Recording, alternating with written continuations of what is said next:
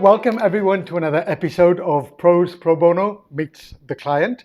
So today it's my great pleasure to welcome Dustin Butoriak, who is based in Pittsburgh and who is here on behalf of a national network called the Hello Neighbor Network. Welcome to the program, Dustin.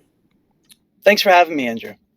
Okay, why don't you begin by telling me a little bit about what is the Hello Neighbor Network, extent within the United States, something about people you try to serve, what their issues are, and what are the solutions that you bring. If you can encapsulate all of that. I can certainly do my best. So I'll clarify that, Hello Neighbor is the organization that the network is housed in. Hello Neighbor is a local nonprofit organization in Pittsburgh, Pennsylvania, that serves sort of a wide variety of needs of refugees and immigrants here in the Pittsburgh region. So there's a whole host of local programming with mentorship and refugee resettlement and after-school tutoring, all sorts of things that Hello Neighbor provides. And one of these services that I'm here to speak to today is our national Hello Neighbor Network program. Essentially, the network seeks to find other sort of younger, smaller grassroots organizations just like Hello Neighbor who are doing impactful work in their local communities with refugees and immigrants and any of our newest neighbors. And we try to support these organizations, particularly their leaders, to be as sustainable as possible. We know that a lot of smaller organizations and nonprofits tend to go under within the first 2 to 10 years of their life cycle. And we know how vitally important the work that these organizations are doing. We're doing it locally as well. So we go out of our way to provide these leaders with trainings, with funding, with opportunities for connection with one another, because we know how siloing it can feel to be the leader of an organization. And through it all, our ultimate goal is to try to make a national sort of welcoming movement here, starting with community organizations that are on the ground doing the work. We're all here to lean on each other, and we know by supporting these leaders that impact is going to be quite broad in the communities that they serve across the country. So within your movement, you've got people, like you said, coming from all over the world, from Afghanistan, from Ukraine, from Sudan, depending on where things are getting hotter at any point in the world, literally hotter in some cases as well. And does your program work community by community in terms of ethnic groups, or are they all brought together in one kind of glorious melting pot within your programs? Sure. I would say that each of these communities are absolutely reflected in the organizations that we're working to serve with our programming.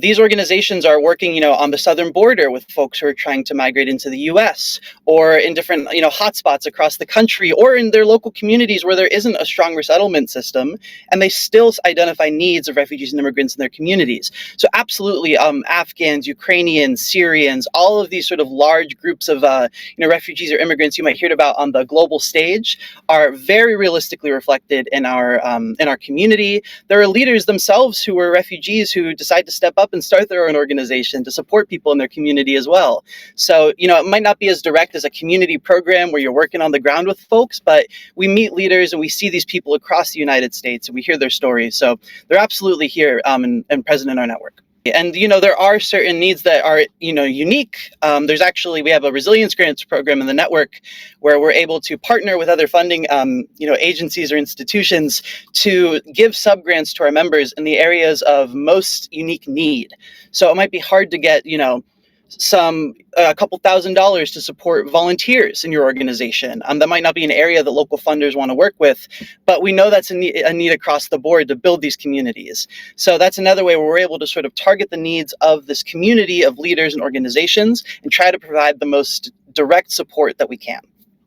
To me, that sounds like a fantastic grassroots movement full of people who are welcoming, full of people who are open to otherness, open to other cultures, helping them to integrate into communities.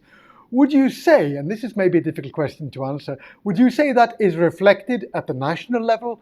When government talks about immigration, there seems to be, in many countries, especially right at the moment, a kind of hostility towards immigration and things like that. And I know that plays out in the States as much as anywhere else. So how do you kind of reconcile those two views of the government saying one thing and people on the ground doing something which is much more in solidarity? Absolutely. I mean, at the end of the day, the network and Hello Neighbor and all of these organizations we serve exist because there is a desire from everyday Americans and everyday people, your neighbors, your coworkers, to welcome people. There's a sort of innate desire to be kind to your neighbor, sort of that Mr. Rogers feeling. Um, we know that, regardless of whatever sort of politicizing goes on in our country or in the national stage with migration, people are seeking a life for themselves and for their family where they can feel comfortable and secure. And on a certain human level, everyone can identify with that. So you're very right that there's a lot of discourse going on, and especially with immigration in the U.S., there's a lot of sort of heated discussions that might happen or strong opinions that people hold. So at the end of the day, the network tries to cut through sort of all of that rhetoric and all of the sort of highly emotional conversations that go on and get down to why are we all sort of here and why do we want to welcome these folks. That is a fantastic message to hear. Okay, now we've been working with you for a few months now. I met you first of all, and then you gave me a gateway to other organizations under the same umbrella. Can you say something about the collaboration that we've had between Pros Pro Bono as translators and interpreters and your various partner organizations? Absolutely. So, I'm talking in this conversation about the unique needs that folks might have and how there are some through lines. One through line I can tell you right away is the need for translation and interpretation when you're working with refugees and immigrants, especially in the US where English is sort of 90% of any language that's really spoken, although that might not be as true. That might sort of be more my experience.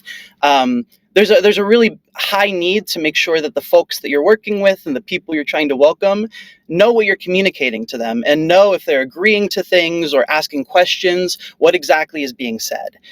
There's no greater need for that than on the grassroots level as well, when you're just one neighbor talking to another, and sometimes about really important topics. So when we met Andrew and sort of talked about this collaboration, my immediate instinct was this is too good to be true. Like offering free support in this area that's of really high need is something that like it sounds too good to be true, but it works out so well. We've had several instances of network members reaching out to you, even sort of without sort of telling me. I learned about after the fact that they just reached out to you with a question or a request, and that's amazing to hear. I mean, some of what I've heard from you and from others are translations for different. I think it's a functional behavior assessment document for different education and employment documentation. Certain community programming flyers and documents that you might want to distribute to community members.